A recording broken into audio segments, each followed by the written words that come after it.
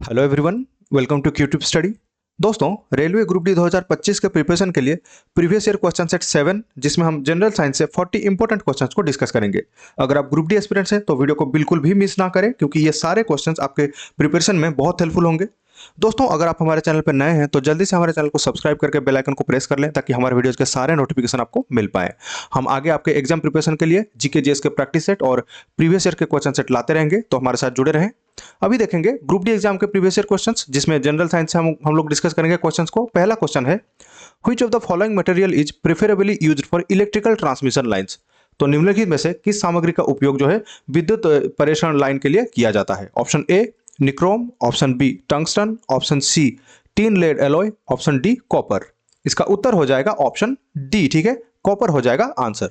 दोस्तों, सारे क्वेश्चंस का आंसर आप खुद से देने का कोशिश करें जिससे आपको आपका प्रिपरेशन लेवल भी पता चलेगा और क्वेश्चन इंग्लिश और हिंदी दोनों में है, जिसमें आप कंफर्टेबल हैं उसी में इसको अटेम्प्ट करें।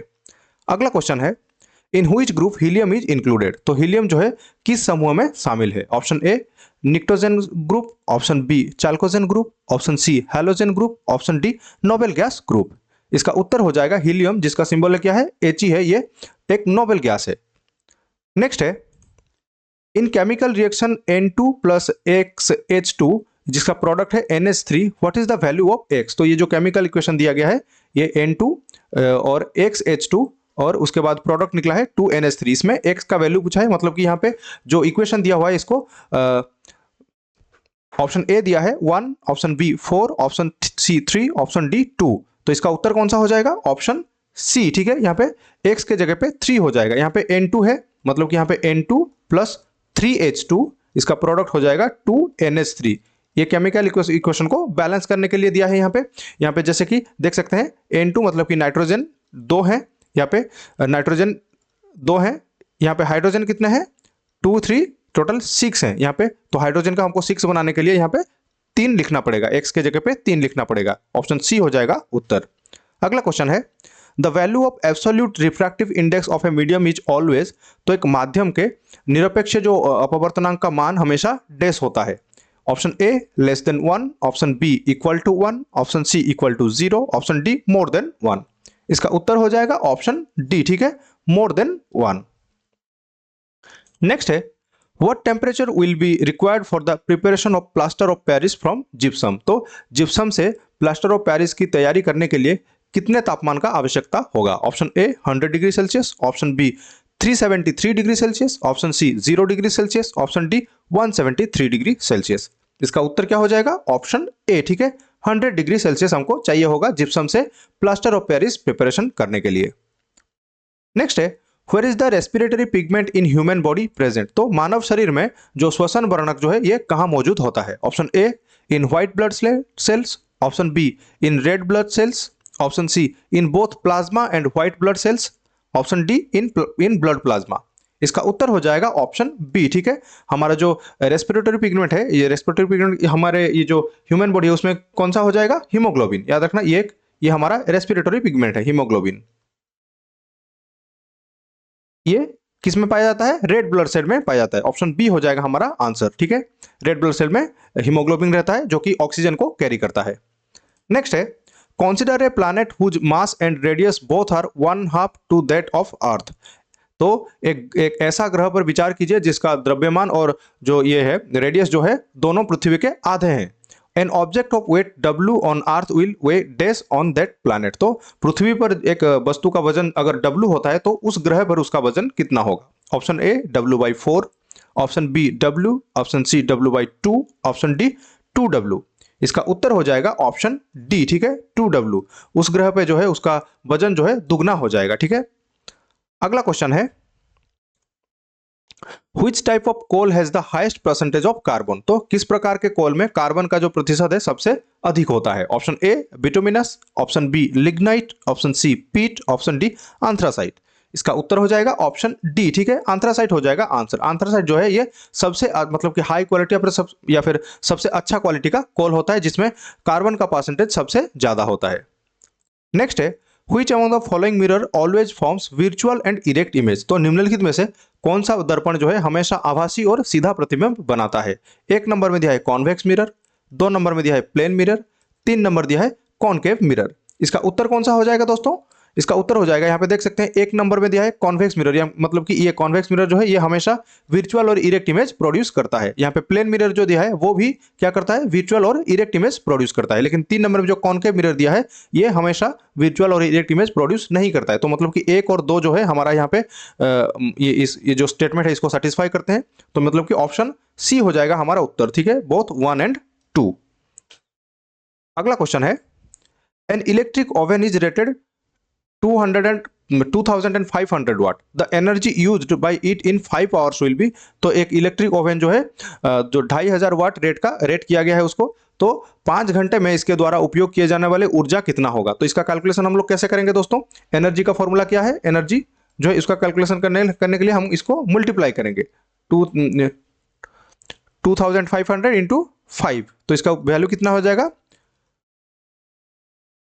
12,500 हो जाएगा इसका वैल्यू। तो ये कितने, ये कैसे आएगा? ये वाट आवर में आएगा, ठीक है, क्योंकि यहाँ पे हम लोग जो वाट और आवर को मल्टीप्लाई किए हैं तो इसका वैल्यू वाट आवर में आएगा। इसको अगर किलो वाट आवर कर दिया जाए तो इसका वैल्यू कितना हो जाएगा दोस्तों? 12.5 किलो वाट आवर। तो ये हमारा ऑप्शन बी हो जाएगा यहाँ पे उत्तर, ठीक है, ऑप्शन बी। अगला क्वेश्चन है, according to Fleming's right hand rule, the index finger and the middle finger of the right hand represents direction of dash and dash respectively। तो फ्लेमिंग के दाहिने हाथ के नियम के अनुसार दाहिने हाथ की जो तर्जनी और मध्यमा उंगली है वो क्रमशः डैश और डैश की दिशा दर्शाते हैं। इसका उत्तर क्या हो जाएगा दोस्तों? इसका उत्तर हो जाएगा ऑप्शन सी, ठीक है, मैग्नेटिक फील्ड और इंड्यूस्ड करंट। जो हमारा जो इंडेक्स फिंगर होता है वो मैग्नेटिक फील्ड का डायरेक्शन बताता है हमको, और मिडिल फिंगर जो होता है वो हमको इंड्यूस्ड करंट का दिशा जो है बताता है। अगला क्वेश्चन है, 2AgCl2 इसका प्रोडक्ट निकले हैं 2Ag plus Cl2, what is the suitable condition for the above reaction to take place. तो ये जो यहाँ पे केमिकल इक्वेशन दिया है, यहाँ पे एक रिएक्शन दिया है, ये रिएक्शन होने के लिए यहाँ पे कौन सा जो है कंडीशन हमको चाहिए होगा? Option A sunlight, option B sunlight plus pressure, option C heat and pressure, option D heat. इसका उत्तर हो जाएगा दोस्तों ऑप्शन ए, ठीक है। ये जो केमिकल रिएक्शन है ये कंडक्ट होने के लिए यहाँ पे सनलाइट का जो है जरूरत होगा। क्यों? ये जो इक्वेशन दिया हुआ है ये केमिकल रिएक्शन एक फोटोकेमिकल रिएक्शन है, याद रखना ये फोटोकेमिकल रिएक्शन है। फोटोकेमिकल रिएक्शन है मतलब कि ये कंडक्ट होने के लिए हमको लाइट एनर्जी का जरूरत पड़ेगा, तो जो कि सनलाइट से मिलेगा। अगला क्वेश्चन है, if a coil of conductor with 50 ohm resistance is subjected to time varying magnetic field such that the EMF induced in is 5 volt, then the induced current in the coil is dash। तो यदि 50 ओम प्रतिरोध वाले चालक कुंडली को समय भिन्न चुंबकीय क्षेत्र के अधीन किया जाता है, जैसे कि प्रेरित विद्युत वाहक बल जो है 5 वोल्ट है, तो कुंडली में प्रेरित विद्युत धारा क्या होगा? तो इसका कैलकुलेशन हो जाएगा कैसे दोस्तों? इसका उत्तर हो जाएगा ऑप्शन ए, ठीक है, 0.1 एम्पियर। अगला क्वेश्चन है, a ray of light is incident on the pole of a concave mirror, the acute angle between the incident ray and the principal axis will be called dash। तो अवतल दर्पण के ध्रुव पर प्रकाश की किरण आपतित होती है, तो आपतित किरण और मुख्य अक्ष के बीच की न्यून कोण जो है उसका मूल्य कितना होगा? ये जो क्वेश्चन है इसको डायग्राम से समझेंगे तो इजीली समझ में आ जाएगा। ये अगर एक क्या हो जाएगा, ये कॉनकेव मिरर, ये कॉनकेव मिरर हो जाएगा, तो इसका ये हो जाएगा प्रिंसिपल एक्सिस, है ना, ये हो जाएगा इसका प्रिंसिपल एक्सिस। तो यहाँ पे एक रे ऑफ लाइट आता है और ये रिफ्लेक्ट होके चला जाता है, तो यहाँ पे इस कोण का जो है इसको क्या कहा जाएगा? ये कोण को पूछा है, इसको क्या कहा जाएगा? तो इसका उत्तर कौन सा हो जाएगा दोस्तों? इसका उत्तर हो जाएगा ऑप्शन बी, ठीक है, इसको क्या कहा जाता है? Angle of incidence. नेक्स्ट है, select the option that is only biodegradable substances. तो उस विकल्प का चयन करें जिसमें केवल बायोडिग्रेडेबल पदार्थ हैं। Option A egg cells, paper, stall biscuits, fruits and vegetable pills. तो यही ऑप्शन ए ही हमारा आंसर हो जाएगा, क्योंकि यहाँ पे जितने भी जो ये सामग्री या फिर पदार्थ जो दिए गए हैं वो सारे क्या है? बायोडिग्रेडेबल सब्सटेंस है। अंडे के छिलके, कागज, बासी बिस्किट, फल और सब्जी के जो छिलके होते हैं वो सब क्या होते हैं? बायोडिग्रेडेबल सब्सटेंस होते हैं। ऑप्शन ए हो जाएगा उत्तर। अगला क्वेश्चन है, a beam of white light undergoes dispersion through a triangular glass prism forming a band of 7 colours, which of the following statement are correct. तो सफेद प्रकाश की ये किरण एक त्रिकोणीय कांच के प्रिज्म के माध्यम से प्रकीर्णन से गुजरती है और 7 रंगों का जो है एक बैंड बनाती है। तो इसमें से कौन सा कथन जो है सही है? एक नंबर में दिया है the red coloured component has minimum refractive index. तो लाल रंग के जो घटक होते हैं उसको सबसे न्यूनतम अपवर्तनांक होता है। 2 नंबर दिया है the violet colour component deviates the least. और जो है बैंगनी रंग जो है उसका घटक सबसे कम विचलित होता है। 3 नंबर दिया है all components of white light have same speed in glass. तो सफेद रोशनी के सभी घटकों की कांच में जो है समान गति होती है। तो यहाँ पे हमारा आंसर कौन सा हो जाएगा दोस्तों? आंसर हो जाएगा ऑप्शन ए, ठीक है, ओनली 1। मतलब कि जो द रेड कलर कंपोनेंट है मिनिमम रिफ्रैक्टिव इंडेक्स। तो रेड कलर जो होता है, जो 7 कलर निकलते हैं प्रिज्म से, रेड कलर जो होता है उसका रिफ्रैक्टिव इंडेक्स सबसे कम होता है, इसलिए वो सबसे कम डेविएट होता है। और यहाँ पे दिया है violet colour component deviates the least, यहाँ पे ये गलत दिया है। वायलेट जो कलर होता है या फिर बैंगनी जो कलर होता है वो सबसे ज्यादा डेविएट होता है। और यहाँ पे दिया है थर्ड जो स्टेटमेंट है उसमें दिया है light have same speed in glass. तो जब ग्लास प्रिज्म में लाइट एंटर करता है तो हर एक जो ये होता है, हर एक जो कलर होता है उसका स्पीड अलग अलग होता है, सेम नहीं होता है। तो यहाँ पे 1 नंबर स्टेटमेंट ही सही स्टेटमेंट है, तो ऑप्शन ए हो जाएगा उत्तर। नेक्स्ट है which of the following metals can displace aluminium from A aluminium sulphate solution. तो निम्नलिखित में से कौन सी धातु जो है एल्यूमिनियम सल्फेट से के घोल से एल्यूमिनियम को विस्थापित कर सकती है? Option A magnesium, option B पार, ऑप्शन सी जो है लोहा, ऑप्शन डी कपर। इसका उत्तर हो जाएगा दोस्तों ऑप्शन ए, ठीक है, मैग्नीशियम हो जाएगा आंसर। यहाँ पे जो एल्यूमिनियम सल्फेट सॉल्यूशन दिया हुआ है इसमें एल्यूमिनियम को जो डिस्प्लेस करने के लिए एल्यूमिनियम से भी ज्यादा रिएक्टिव मेटल हमको चाहिए होगा उसमें। तो यहाँ पे जो ऑप्शन में दिया गया है उसमें से मैग्नीशियम हो जाएगा उत्तर। मैग्नीशियम एल्यूमिनियम से ज्यादा रिएक्टिव है। अगला क्वेश्चन है the number of bones in an adult human body is. तो एक जो मतलब कि वयस्क मानव शरीर है उसमें हड्डियों का संख्या क्या होता है? ऑप्शन ए 206, यही उत्तर हो जाएगा दोस्तों, ऑप्शन ए हो जाएगा आंसर। इजी क्वेश्चन है ये, 206 हड्डियां होते हैं। नेक्स्ट है which of the following environmental factor plays an important role in deciding the sex of a developing organism in some animals. तो निम्नलिखित में से कौन सा पर्यावरणीय कारक जो है कुछ जानवरों में विकासशील जीव के लिंग की तय जो है करने की महत्वपूर्ण भूमिका निभाता है? तो इसका उत्तर क्या हो जाएगा दोस्तों? ऑप्शन ए दिया है humidity, option B light, option C wind, option D temperature. इसका उत्तर हो जाएगा ऑप्शन डी, ठीक है, टेम्परेचर मतलब कि तापमान। जो कुछ जो ऑर्गेनिज्म होते हैं या फिर कुछ एनिमल होते हैं जिनका अंडा जो है वो टेम्परेचर के ऊपर डिपेंड करता है कि उसमें से जो है मेल चाइल्ड निकलेगा या फिर फीमेल निकलेगा, ठीक है, उसका सेक्स डिटर्मिनेशन टेम्परेचर के ऊपर होता है। इसके ये जो फेनोमेनन है उसको TSD कहा जाता है, TSD। इसका फुल फॉर्म है टेम्परेचर डिपेंडेंट सेक्स डिटर्मिनेशन, ठीक है, TSD, ये याद रखना इंपॉर्टेंट है ये। नेक्स्ट है a current of 5 ampere flows through an electrical appliance when the potential difference of 50 volt is applied across its terminals. What will be the current drawn by the appliance if the potential difference is increased to 110 volt? तो 5 ampere की धारा एक विद्युत उपकरण के माध्यम से प्रवाहित होती है जब 50 वोल्ट का विभवांतर उसके टर्मिनल्स में लागू होता है। तो यदि विभवांतर को 110 वोल्ट तक बढ़ाया जाता है तो फिर उपकरण द्वारा प्राप्त की गई धारा क्या होगा? तो इसको कैलकुलेशन कैसे करेंगे दोस्तों? हम जानते हैं ओम्स लॉ। ओम्स लॉ में क्या है, ये स्टेट करता है I is directly proportional to V। ये ओम्स लॉ है ना? तो यहाँ पे हम इसको लिख सकते हैं कैसे, I1 by I2 equals V1 by V2।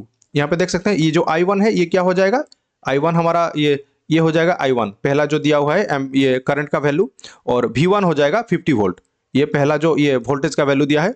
और सेकंड में ये जो 110 सेकंड जो वोल्टेज दिया है उसको V2 मान लेंगे, और जो सेकंड करंट जो ड्रॉन किया है उसको I2 मान लेंगे। तो इस यहाँ पे अगर उसका वैल्यू अगर पुट कर देंगे, I1 हमारा 5 हो गया, I2 हमको निकालना है, और V1 क्या हो जाएगा, V1 हो जाएगा 50 वोल्ट और V2 हो जाएगा 110 वोल्ट। तो इसको अगर सॉल्व करते हैं तो हमारा जो उत्तर आएगा वो हो जाएगा आंसर ऑप्शन सी, ठीक है, 11 वोल्ट 11 एम्पियर हो जाएगा उत्तर। इसको सॉल्व कर लेना। अगला क्वेश्चन है Which of the following compounds possesses the highest boiling point? तो निम्नलिखित में से किस यौगिक का जो है बॉइलिंग पॉइंट सबसे ज्यादा है? Option A acetic acid, option B ethanol, option C chloroform, option D methane.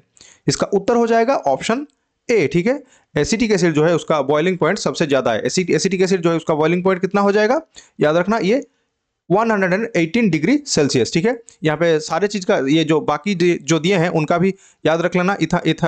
Ethanol जो दिया है उसका बॉइलिंग पॉइंट हो जाएगा 78 डिग्री सेल्सियस। ठीक है, और क्लोरोफॉर्म जो है इसका बॉइलिंग पॉइंट है 61 डिग्री सेल्सियस, और मीथेन जो है वो हो जाएगा -161.5 डिग्री सेल्सियस। याद रखना, ये इंपॉर्टेंट है। अगला क्वेश्चन है, cork is impermeable to water and glass because of dash found within its cell. तो कॉर्क जो है पानी और गैस के लिए अभेद्य है क्योंकि इसके कोशिकाओं के भीतर डैश पाया जाता है। Option A cutin, option B cellulose, option C lignin, option D suberin. इसका उत्तर हो जाएगा ऑप्शन डी। ठीक है, उसमें सुबेरिन पाया जाता है। नेक्स्ट है, what is the basic event in reproduction. तो प्रजनन में मूल घटना क्या है। Option A making of proteins, option B replication of RNA, option C cell division, option D replication of DNA. इसका उत्तर हो जाएगा ऑप्शन डी। ठीक है, रिप्लिकेशन ऑफ डीएनए। नेक्स्ट है, a current of 5 ampere flows through a conductor having resistance 2 ohm. The potential difference across the ends of the conductor is। तो यहाँ पे I दिया है, करंट दिया है 5 एम्पियर और रेजिस्टेंस दिया है 2 ओम। तो यहाँ पे पूछा क्या है, वोल्टेज का वैल्यू पूछा है। तो हम लोग यहाँ पे कौन सा फॉर्मूला ये अप्लाई करेंगे, V equals I R. V equals I R. तो यहाँ पे I 5, R दिया है 2, मतलब कि 10 वोल्ट हो जाएगा। ऑप्शन बी हो जाएगा हमारा उत्तर। ठीक है, अगला क्वेश्चन है, the laws of reflection holds true for which of the following mirrors. तो परावर्तन के नियम जो है निम्नलिखित में से कौन से दर्पण के लिए लागू होते हैं या फिर सही होते हैं। एक नंबर दिया है कॉनकेव मिरर, 2 नंबर दिया है कॉन्वेक्स मिरर, 3 नंबर दिया है प्लेन मिरर। इसका उत्तर क्या हो जाएगा दोस्तों, ऑप्शन डी हो जाएगा यहाँ पे आंसर। ठीक है, 1, 2 और 3 दिया है, मतलब कि क्यों, क्योंकि जो लॉज ऑफ रिफ्लेक्शन है ये हर तरह के जो मिरर्स होते हैं, हर तरह का मिरर के लिए ये लॉ लागू होता है, हर मिरर के ऊपर लागू होता है, उसके लिए ट्रू होता है। अगला क्वेश्चन है, pyruvate is form from which glucose, pyruvate is form from glucose in the dash of a cell. तो एक कोशिका के डैश में जो है ग्लूकोज से पायरुवेट बनते हैं। Option A mitochondria, option B cytoplasm, option C nucleus, option D ribosome. इसका उत्तर हो जाएगा ऑप्शन बी। ठीक है, साइटोप्लाज्म में जो है, सेल के साइटोप्लाज्म में ग्लूकोज से पायरुवेट बनते हैं। अगला क्वेश्चन है, two resistors R1 and R2 with resistance 2 ohm and 3 ohm respectively are connected in series to a 15 volt battery source.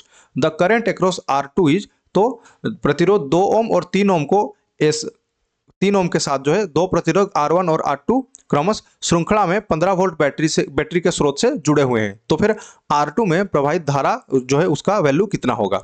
तो यहाँ पे R1 दिया है 2 ओम, R2 दिया है 3 ओम। तो यहाँ पे उसका जो रिजल्टेंट जो ये रेजिस्टेंस है वो कितना हो जाएगा। यहाँ पे सीरीज कनेक्शन है तो इनको मिला देने से हमको रिजल्टेंट जो ये रेजिस्टेंस मिल जाएगा 2 + 3 5 ओम हो जाएगा। 5 ओम हो जाएगा हमारा रिजल्टेंट जो रेजिस्टेंस है। और यहाँ पे वोल्टेज कितना दिया है, वोल्टेज दिया है 15 वोल्ट। यहाँ पे करंट पूछा है R2 के थ्रू। तो यहाँ पे करंट जो है इसका कैलकुलेशन कैसे करेंगे, I इक्वल्स V/R हो जाएगा। तो V 15 दिया है, R दिया है 5, तो 3 एम्पियर हो जाएगा हमारा उत्तर। यहाँ पे ऑप्शन ए हो जाएगा उत्तर। क्यों, क्योंकि यहाँ पे R2 के थ्रू जो है करंट है वो पूछा है, क्योंकि दोनों ही मतलब कि सीरीज कनेक्शन में है। तो जितना वोल्ट जो है R2, जितना करंट जो है R2 में ये करेगा फ्लो होगा, उतना ही करंट R1 में भी, R2 में, दोनों में समान जो है करंट फ्लो होगा। तो यहाँ पे ऑप्शन ए 3 एम्पियर जो है हमारा उत्तर हो जाएगा। नेक्स्ट है, which of the following organism है स्पिरकल्स। तो निम्नलिखित में से किस जीव में जो है श्वासरंध्र होते हैं। Option A earthworm, option B human, option C fish, option D cockroach. इसका उत्तर हो जाएगा ऑप्शन डी। ठीक है, कॉकरोच हो जाएगा आंसर। नेक्स्ट है, if a substance loses hydrogen during a reaction it is said to B.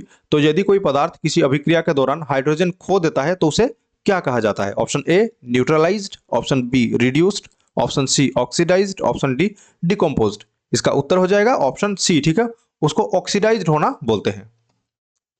Next है, what will be the next homologous series member of compound C6H10। C6 यहाँ पे दोस्तों C6H10 ये है C6H10। तो यौगिक जो C6H10 है उसका अगला जो समझ आती है श्रृंखला सदस्य कौन होगा। यहाँ पे C6H10 जो है इसका जो नाम क्या हो जाएगा, C6H10 ये हेक्साइन। ठीक है, हेक्साइन, ये अल्काइन जो है उसका, उस ग्रुप का एक मेंबर है, और इसका जो जनरल फॉर्मूला क्या हो जाएगा, CnH2n-2, ठीक है, CnH2n-2। तो इसका जो अगला ये हो जाएगा, यहाँ पे कार्बन 6 है, तो इसका नेक्स्ट जो मेंबर है उसका C7 हो जाएगा। अगर यहाँ पे C7 मतलब कि N का मूल्य जो है 7 है, तो यहाँ पे H का मूल्य कितना हो जाएगा, 7 × 2 14-2 12 हो जाएगा। C7H12, इसका जो नाम हो जाएगा ये होगा हेप्टाइन, ठीक है, C7H12, ऑप्शन बी हो जाएगा हमारा उत्तर। ये इसका जो नाम है हेप्टाइन हो जाएगा इसका नाम। अगला क्वेश्चन है, from total dash elements we are discovered through laboratory process. तो कुल डेस तत्वों में से प्रयोगशाला जो प्रक्रियाओं के माध्यम से डेस तत्वों की खोज की गई है। मतलब कि यहाँ पे सिंपली पूछा है टोटल हमारा जो तत्व है उनका संख्या कितना है और उनमें से आर्टिफिशियल एलिमेंट्स कितने हैं। सारे ऑप्शंस को देख सकते हैं, इसका उत्तर हो जाएगा ऑप्शन बी, ठीक है। टोटल हमारा जो एलिमेंट है वो 118 है, उनमें से 24 एलिमेंट्स जो है वो आर्टिफिशियल एलिमेंट्स है, मतलब कि उनको लेबोरेटरी में उसको प्रिपरेशन किया गया है। अगला क्वेश्चन है, the magnetic field lines inside a bar magnet are directed from. तो एक छड़ चुंबक के अंदर चुंबकीय क्षेत्र रेखाएं निम्नलिखित से निर्देशित होते हैं, मतलब कि उनका जो डायरेक्शन कैसा रहता है। Option A south pole to north pole, यही हो जाएगा उत्तर हमारा। ऑप्शन ए, जो बार मैग्नेट जो होता है उसके अंदर जो मैग्नेटिक फील्ड है उसका डायरेक्शन होता है south pole to north pole, इसका उत्तर हो जाएगा ऑप्शन ए, ठीक है। अगला क्वेश्चन है, this is the chemical name of washing soda. तो वॉशिंग सोडा का रासायनिक नाम क्या है। तो वॉशिंग सोडा जो है उसका केमिकल फॉर्मूला क्या हो जाएगा दोस्तों, Na2CO3 10H2O, याद रखना 10H2O। तो मतलब कि सोडियम कार्बोनेट Na2CO3 क्या हो जाएगा, ये सोडियम कार्बोनेट 10H2O को क्या कहा जाता है, डेकाहाइड्रेट। तो मतलब कि ऑप्शन ए हो जाएगा हमारा उत्तर, सोडियम कार्बोनेट डेकाहाइड्रेट। नेक्स्ट है, which of the following is not a medium for mechanical wave that is sound to travel. तो ध्वनि जो कि एक यांत्रिक तरंग है, निम्नलिखित में से कौन सा माध्यम से यात्रा नहीं कर सकता है। Option A air, option B water, option C steel, option D vacuum. इसका उत्तर हो जाएगा ऑप्शन डी, ठीक है। साउंड जो है ये वैक्यूम में ट्रैवल नहीं कर सकता है।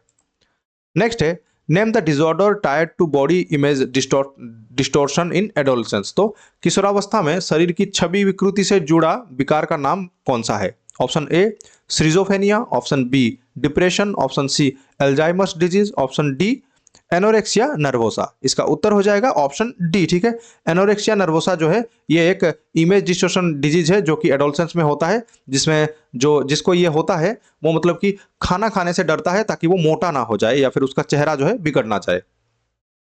अगला क्वेश्चन है, which of the following is the incorrect feature related to animal reproduction. तो निम्नलिखित में से कौन सी विशेषता जो है पशु प्रजनन से गलत संबंधित है। Option A seminal vesicles is a gland present in human males, option B in amoeba splitting of two cells takes place in any plane, option C fertilization of eggs takes place in the uterus in human female, option D regeneration is not the same as reproduction। इसका उत्तर हो जाएगा option C, ठीक है। Fertilisation of eggs takes place in the uterus in human female. तो यहाँ पे जो फर्टिलाइजेशन है एग्स का वो यूटेरस में होता है बोला है, यहाँ पे ये गलत है, यहाँ पे यूटेरस में नहीं होता है, ये कहाँ पे होता है, ये फेलोपियन ट्यूब में होता है। याद रखना ऑप्शन सी हो जाएगा हमारा उत्तर, यहाँ पे फेलोपियन ट्यूब में होता है। यहाँ पे हमको इनकरेक्ट फीचर ये पूछा है। अगला क्वेश्चन है, identify the correct statements from among the following. तो निम्नलिखित में से सही कथन की पहचान करिए। एक नंबर स्टेटमेंट दिया है, resistance of a material is dependent on the nature of the material. 2 number दिया है, resistivity of a material is independent of the area of cross section. 3 number दिया है, resistivity of a pure metal is more than its alloy. तो देख सकते हैं option A दिया है both 1 and 2, option B both 2 and 3, option C only 1, option D only 2। इसका उत्तर हो जाएगा ऑप्शन ए, ठीक है। बोथ 1 and 2 ये दोनों जो स्टेटमेंट है ये सही स्टेटमेंट है, पहला जो 2 स्टेटमेंट दिया है। अगला क्वेश्चन है, Fleming's right hand rule can be used to determine the direction of induced current when the angle between the magnetic field and the motion of the conductor is dash. तो उनके बीच में angle कितना होना चाहिए। Option A 30 degree, option B 0 degree, option C 180 degree, option D 90 degree. इसका उत्तर हो जाएगा ऑप्शन डी, ठीक है। उनके दोनों के बीच जो angle between the magnetic field और जो कंडक्टर के अंदर जो ये है जो करंट है उसका डायरेक्शन में 90 डिग्री जो है ये एंगल होना चाहिए। नेक्स्ट है identify the correct relation between the radius of curvature R, object distance u and image distance v for a spherical mirror. तो एक गोलाकार दर्पण के लिए जो रेडियस ऑफ कर्वेचर आर, वस्तु का दूरी जो है यू और प्रतिबिंब जो भी है उसके बीच की सही संबंध पहचान करें। इसका उत्तर हो जाएगा दोस्तों ऑप्शन बी, ठीक है, R equals 2uv by u plus v. ये हमारा फॉर्मूला है, ये एक फॉर्मूला है, तो ये हो जाएगा उत्तर। लास्ट क्वेश्चन है दोस्तों, identify the incorrect order for the number of valence shell electrons. तो संयोजकता सेल इलेक्ट्रॉन की संख्या के लिए गलत क्रम की पहचान करें। सारे ऑप्शंस को देख सकते हैं, इसका उत्तर हो जाएगा दोस्तों ऑप्शन डी, ठीक है, ये हो जाएगा हमारा उत्तर। ये जो यहाँ पे जो ऑर्डर दिया हुआ है ये इनकरेक्ट ऑर्डर है। तो देख सकते हैं किस टाइप के क्वेश्चंस पूछे गए थे। तो एक मतलब कि बहुत इजी क्वेश्चंस भी नहीं थे और बहुत ही मतलब कि हार्ड क्वेश्चन भी नहीं थे, तो मीडियम थे। कुछ क्वेश्चन इजी और कुछ क्वेश्चंस हार्ड भी थे। अच्छे से पढ़ाई करने से सारे क्वेश्चंस का आंसर दिया भी जा सकता है, तो बहुत अच्छे से प्रिपरेशन करना भी है। और ये सारे क्वेश्चन जो 40 क्वेश्चन डिस्कस किए, इसमें से कितने क्वेश्चन का आंसर आपको आता था, आप सही उत्तर दे पाए हैं, हमको कॉमेंट सेक्शन में जरूर बताइएगा। और अगर वीडियो आपको अच्छा लगा है, आपके लिए हेल्पफुल हुआ है, तो इसको लाइक करें, शेयर करें अपने दोस्तों के साथ और सब्सक्राइब करें यूट्यूब स्टडी को। Thank you for watching the video.